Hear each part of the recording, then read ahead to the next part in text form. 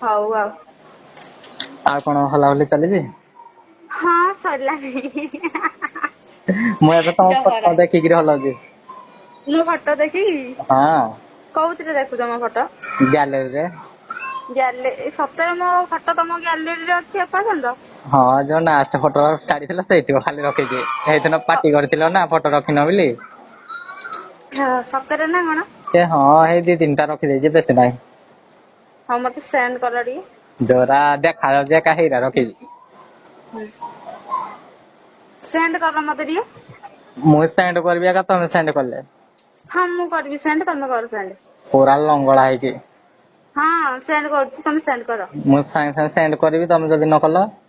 ନକଲେ ତାହେଲେ ମତେ ସୁଧିବ ଆଉ। ସୁଧିଲେ କଣଟା ଫାଇଦା ଅଛି? ଆଁ ସୁଧିଲେ କଣଟା ଫାଇଦା ଅଛି? ହଁ ତମ ଖାଇସାରିଲା ପରେ ଗୋଟେ କେତେ ହେଲା ସୁଧିବ? ଆଉ ଗୋଟେ ଖାଲି ପଟେ ନା ଯ ଏ ଆଉ ଗୋଟେ ତ ଖାଇସାରିଲା ଏ ଶୁଣ ପରେ ଖାଇସାରିଲା ପରେ ଦିଟା। ଚୋବେଇ ଖାଇବ।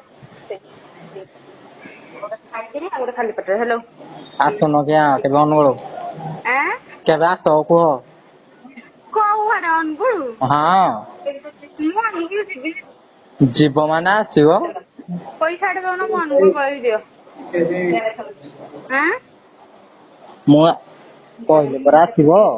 ମୋର କ୍ୟାସ ନାହିଁ ନେ ଗୋ। କେତେ କ୍ୟାସ୍ ଦରକାର କି?